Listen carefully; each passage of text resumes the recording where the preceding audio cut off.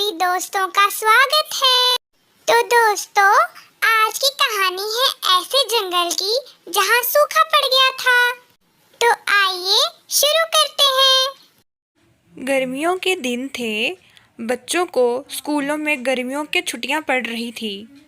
अरे बबली, आज से हमें गर्मियों की छुट्टियां पड़ गई। हम मजे करेंगे। अब तो रोज आना यहाँ। चल नदी पे चलते हैं, वहाँ पे हम नहाएंगे। अरे नहीं नहीं सोनू, मेरे मम्मी पापा घर पे नहीं है। अगर मैं उनसे बिना पूछे गई तो वो मुझे डांटेंगे। सोनू अपने मम्मी पापा का इंतज़ार करने लगता है। शाम होते ही सोनू के मम्मी पापा काम से लौट आते हैं। सोनू के पापा, आज कितनी गर्मी थी। मैं तो मर ही गई आज पूरा दिन काम कर कर के। एक तो बारिश है कि जो होने का नाम नहीं ले रही है। ये कहते ही कव्यानी फैन लगा लेती है और ठंडी ठंडी हवा का मज़ा लेती है। पापा पापा, बारिश कब होगी? मुझे बारिश में नहाना है, बहुत गर्मी है। इस बात का कालू कौवे के पास कोई जवाब न था। धीरे धीरे दिन ऐसे ही बीतते चले जा रहे थे और दिन ब दिन गर्मी बढ़ती जा रही थी। और एक बारिश थी जिसका कोई नामो निशान न था। जंगल के सभी जानवर और पक्षी गर्मी के कारण परेशान हो रहे थे। सोनू की माँ, जरा पानी तो लाना। गर्मी से मेरे प्राण निकले जा रहे हैं। थोड़ा ठंडा पानी पी के ही अपने आप को शांत कर लूं। कल्लू जी, अंदर तो सारा पानी खत्म हो रहा है। हम क्या करेंगे? अंदर तो धीरे धीरे सारे बर्तन खाली पड़ रहे हैं। माँ, मुझे भी ठंडा पानी पिला दो। मुझे भी बहुत प्यास लगी है। एक तो बारिश नहीं हो रही, आपने झूठ कहा था।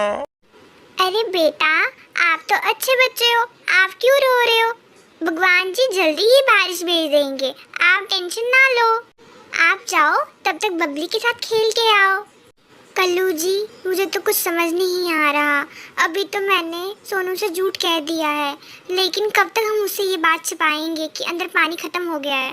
कह तो तुम ठीक रही हो देवयानी, कब तक हम उससे झूठ बोलेंगे। मैं एक काम करता हूँ, बंटी कबूतर के साथ कहीं पानी की खोज में जाता हूँ, शायद कहीं पानी दिख जाए। और बंटी भैया, क्या हाल है आपके? सोनू पानी के लिए बहुत रो रहा है। क्यों ना हम पानी ढूंढने के लिए चले? हाथ पे हाथ रखने से क्या होगा? कह तो तुम ठीक रहे हो कल्लू भैया, बबली का भी रो रो के बुरा हाल है। कल्लू और बंटी दोनों पानी की खोज में घर से निकल पड़ते हैं। वह जैसे ही नदी के पास पहुंचते हैं तो देखते हैं कि नदी सूखी पड़ी हुई थी। कल्लू और बंटी दोनों ही दुखी मन से घर की ओर लौटते हैं। अब वह घर वालों को क्या जवाब देंगे, उन्हें कुछ समझ नहीं आती। कल्लू जी, क्या हुआ? पानी मिला क्या? सोनू तो बेचारा कब से रो रहा है। नहीं कव्यानी, हमने सब जगह ढूंढ लिया। पानी की तलाश में हम कहाँ कहाँ नहीं भटके, लेकिन कहीं भी पानी नजर नहीं आया। सब सूख चुका है। सब पक्षियों का पानी के बिना बहुत ही बुरा हाल हो जाता है। इसी समय सोनू भी बहुत बीमार हो जाता है।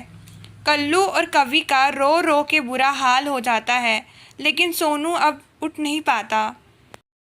तभी अचानक से बादल गरजने शुरू हो जाते हैं। सभी पक्षियों को ज़रा सी उम्मीद हो जाती है। उसी टाइम ज़ोरों की वर्षा शुरू हो जाती है। ये देखकर कल्लू, कवि और उनका बेटा सोनू ज़ोर ज़ोर से नाचने शुरू कर देता है। बारिश देखकर सभी पक्षियों की जान में जान आती है और सोनू भी बारिश में खूब नहाता है। तो दोस्तों, कैसी लगी आपको कहानी? कमेंट करके जरूर बताएं। अपना ध्यान